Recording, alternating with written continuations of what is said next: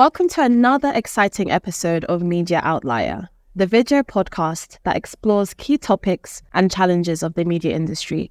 Today we'll continue our journey with our guest from London, Fabiano Madonna, Digital Analytics Manager at Publicis Media, who's been at the forefront of attention measurement and eye tracking technologies, working very closely with leading companies in this innovative field. Fabiano, it's a pleasure to have you here. Thank you for having me. I'm excited to be here and discuss the fascinating world of attention measurements. We will go deeper into this topic with the stellar lineup of global experts in the field of attention measurement, from the most important and influential companies in this sector who are with us today. I am delighted to welcome Alex Khan, Executive Vice President, Global Partnerships and Strategy at Amplified Intelligence. Hi, thank you very much for the introduction. Tristan Webster, Chief Product Officer at T-Vision. It's great to be here. Thanks for having me. Marc Guldimann, Founder and CEO at Adelaide. Thanks for having me. Tom Barbour, Group Digital Director at GumGum. Gabriel Ali, Digital Director at GumGum. And we'll be joined later by Alex Cheeseman, Head of Enterprise UK at Outbrain. So be sure to stay tuned until the end of the episode. Fabiano, attention as a cross-channel currency for advertisers sounds like a game changer. Can you explain how eye tracking technology works and how it's being used to optimize media buying? Absolutely. Advanced eye tracking technology is able to track where a person's gaze is directed while consuming media, such as watching TV, browsing websites, or interacting with mobile apps. By understanding what advertisement or content grab the viewer's attention the most, advertisers can tailor their ad investments and campaigns for maximum impact. For example, let's say we have an ad running on various channels, from TV to online platforms. Eye tracking can reveal which version of the ad is more engaging for viewers. If we find that a specific shot or element consistently captures attention, we can optimize media buying by prioritizing that version across all channels. This way, advertisers can ensure they are investing their resources where it matters most. A lot of people hear attention and immediately jump to the concept of creative. The reality is that understanding attention is much more than just the performance of the creative. There's a lot of interesting insights that we can derive from looking at creative elements, but it's also very important to understand the where and the who associated with an individual ad delivery. Where and when did the ad run, and who was the ad delivered to? It's really only by bringing together these components, the when, the who, and the what, that you can really tell the full story of whether or not something is capturing attention and why. That's fascinating. Eye tracking seems like a goldmine of valuable insights for advertisers. But do you think there are any ethical concerns related to the use of this technology in media? Ethical considerations are crucial when using any technology that involves capturing data from individuals. Eye tracking is no exception. It's vital to prioritize user privacy and gain explicit consent from users before collecting any data. Transparency in data usage is a paramount, and advertisers must be responsible stewards of the information they gather. Well said, Fabiano. Ethical practices are vital to gain and maintain trust with consumers. Now, eye tracking can reveal attention patterns across various media channels. But how can this attention data be translated into actionable insights for media advertisers and marketers? Excellent question. The key lies in understanding the unique characteristics of each media channel. The power of this approach is that it can be applied consistently across media. By collecting and analyzing this data, you can come up with a common view of the actual attention that different media formats deliver and compare cost and impact. This can result in significant efficiencies and greater value from ad investments. The truth is, most of us tune out most of the things we see, most of the time, especially ads. That's why it's not enough to measure how many people could have seen your ad, but how many people actually did. This is what Howard Gossage, the legendary ad man from San Francisco, meant when he said, "People don't read ads. They read what they want, and sometimes it's an ad." Attention is a precious resource. It is limited and is largely under our control. By understanding how attention works, we can make smarter media choices in the short term and become better marketers in the long term. Well, we amplified. The way that we collect data is we collect via human panels, which is our ground truth data. And we do that through either large format camera collection, think cinema or TV. And we use head and body posturing. And through smaller formats, think desktop, tablet, laptop, mobile, we collect using retinal gaze tracking, where we collect the data through an app that they download. The reason why this is important to know is we collect at 5 frames a second, and what that enables us to do is to provide attention data down to a format level. So think media owner, subdomain, domain, format, or ad length, where we're able to allow the agencies to really optimize at a creative format level and understand where they can maximize the media efficiency. This media efficiency will then help to drive outcomes because you are buying media that humans are looking at for a longer period of time, therefore able to address actionable outcomes. A really simple way that people are deriving value from attention data today is really bringing it together with the cost data that they have. We use a concept called attentive CPM, which is really just working out the cost of each attentive impression or every 1,000 attentive impressions. And that's a really neat way to bring together the unique knowledge that each individual buyer has about the cost of their media, and the unique insights that we're able to bring to the table about where and when people are paying attention. So advertisers can leverage attention metrics in a whole variety of ways today. It used to be that it was solely used for measurement, right? So you tag up a campaign and you try to understand what placements were delivering better, more attentive media than other placements, and shifting budget to the more efficient sources of high quality media through the lens of attention metrics. What we've seen recently, though, is advertisers starting to take normative data and using that for targeting. And so that's like loaded into a DSP or an SSP, and they're targeting placements and they're optimized into placements. They're going to deliver the highest levels of attention. Then we've also seen advertisers start to take that same norm data and use it for planning. So putting it into their systems so that they can try to figure out where they can reach consumers in the most attentive environments. So we have planning, we have measurement, we have buying, optimizing inside of the programmatic platforms. And I think what we're going to see next is the sell side of the market start to adopt attention metrics so that they can merchandise their media and they can start to represent its true quality to advertisers.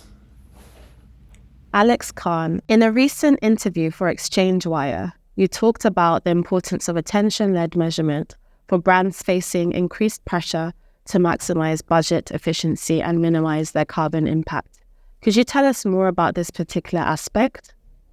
The way that Amplify can help with this is that once you're able to understand at what level and what format you are optimizing your media schedule to, and this can be done with the Amplified Intelligence Attention Plan product or the Attention Prove live reporting campaign measurement product, you're in a position where you can set some optimization guidelines. For example, any creative or any format that generates less than 1.5 seconds or 2 seconds worth of attention, you can optimize out. Therefore, you drive the media efficiency of the same budget by optimizing into formats that generate in excess of 1.5 seconds. And then that in turn drives your overall media performance of attention up, which means you have more of the target audience looking at your client's brand more of the time, and therefore you're higher likely to increase the media outcomes or the KPIs from the campaign by somewhere in the region of 30 to 40%. And this is how you're able to understand where you can increase media efficiency, but also by optimizing out of those impressions that don't drive the requisite level of attention, you are saving not only budget efficiency, but you are saving on carbon footprint. You're saving your efficiencies there because you're buying less volume, more targeted media that saves on both accounts. How can media strategies strike a balance between capturing attention and achieving meaningful outcomes, considering that long-term and short-term results matter more than attention alone? It's a really good question. The reality is that you look at how much attention is required in order to drive the particular outcome that you're after, whether it's a short-term lift or whether it's long-term memory recall, and then you adjust the media schedule accordingly to drive either higher or lower attention levels. Also remembering that brand maturity will come into it. Therefore, you may need more passive attention for a well-known brand and more active attention for a challenger brand. This will help you understand how you distribute your media budgets and your schedule to drive those outcomes. You also factor in things that we call the hierarchy of attention, which is where you have your platform, your format, your context, your demographic, and your creative all form part of how you can create that media strategy in order to achieve the outcome that you require. And remember, if it's a DR campaign, it's short-term high impact you want. And if it's a branding campaign, then you want larger or longer mental availability or brand recall. This can all be adjusted within the attention platform called Attention Plan, which is from Amplified Intelligence. And that way you'll be able to scenario model which media schedule and which level of optimization achieves your goals. I hope that helps. It's all about delivering the right message at the right moment, on the right channel to truly engage the audience. Now, as we venture into this exciting landscape of attention measurement, do you see any challenges or limitations that the industry needs to overcome to fully embrace eye tracking as a cross-channel currency? Definitely. While eye tracking holds immense potential, it's not without its challenges. Firstly, the technology requires more widespread adoption and integration across different media platforms. This would ensure consistent data collection and better cross-channel insights. Secondly, ensuring the accuracy and reliability of eye tracking data is crucial. Calibration issues or environmental factors can sometimes lead to misleading results. We need robust methodologies and validation processes to increase confidence in the data collected. And lastly, as with any emerging technology, education is essential. Advertisers and media professionals need to understand how to interpret and apply eye tracking insights effectively. Without a thorough grasp of the data's nuances, it can be challenging to harness its full power.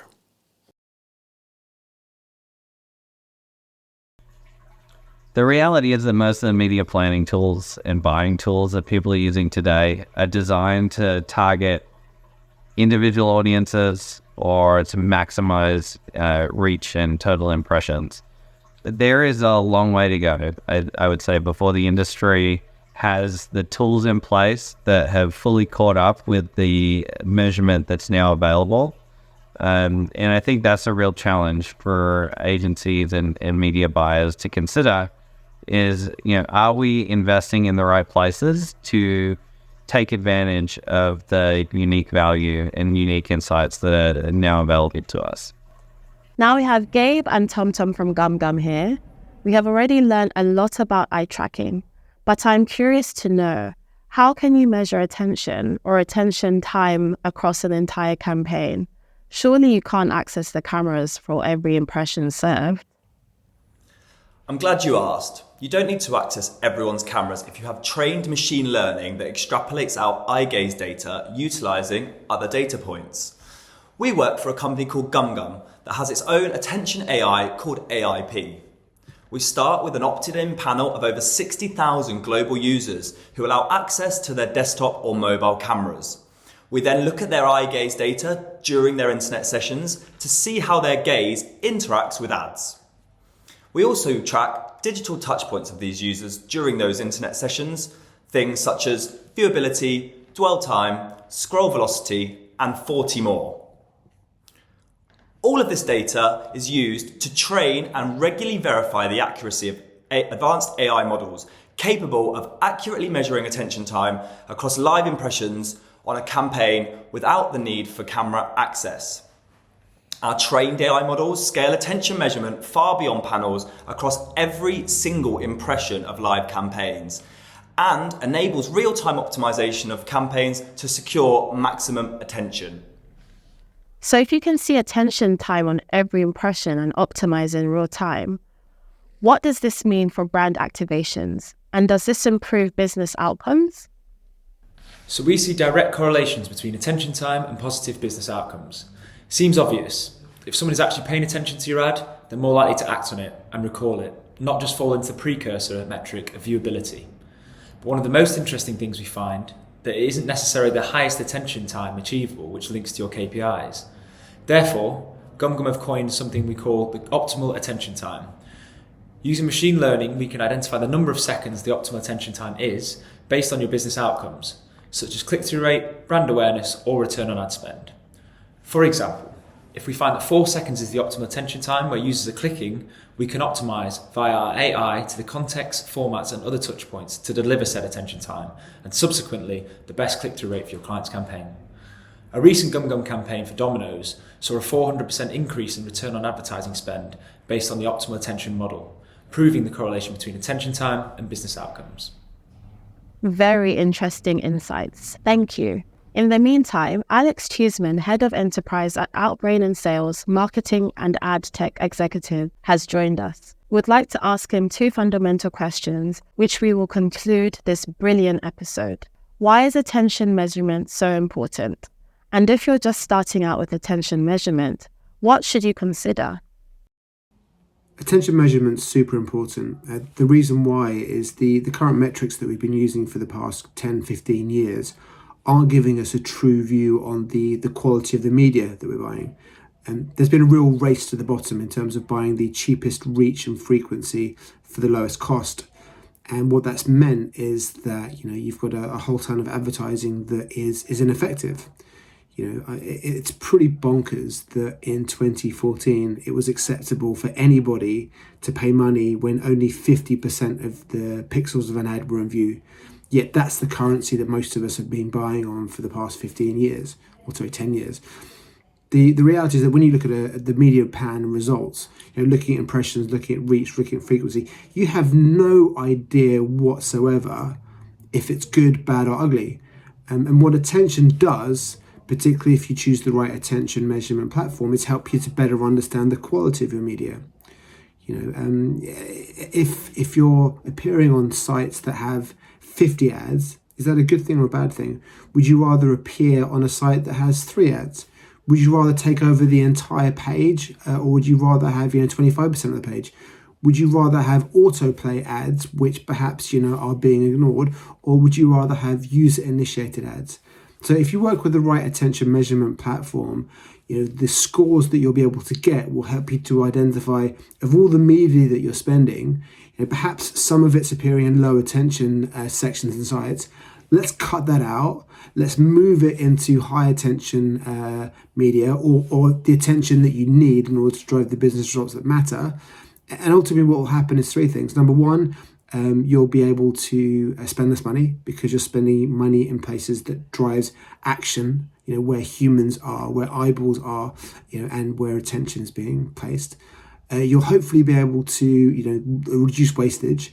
And what that'll mean is, third and finally, is that you'll be reducing carbon emissions because you'll have less impressions and you'll be spending less money. So how to get started? Well, I think there's a practical reality, which is all attention and measurement is imperfect. It's not a science. It's never going to give you an exact answer. what you need to do is to identify of the most important attention measurement platforms, which methodologies do you buy in the most? Do you believe time-based metrics are important? Do you believe it's really important to have scientific evidence, human-based results and research? Or are you comfortable with algorithmic, scalable data? Choose the methodology that you buy into the most, and then you need to run all of your media through that platform. Because then what you'll have is you'll have a clear understanding of all of the channels that you're using. You'll have a result on a score that will give you a result that will allow you to then optimize and move media around. If you have, just a few campaigns running with attention, or if you have, 3 different campaigns running with 3 different vendors, it's impossible for you to look at results and optimize.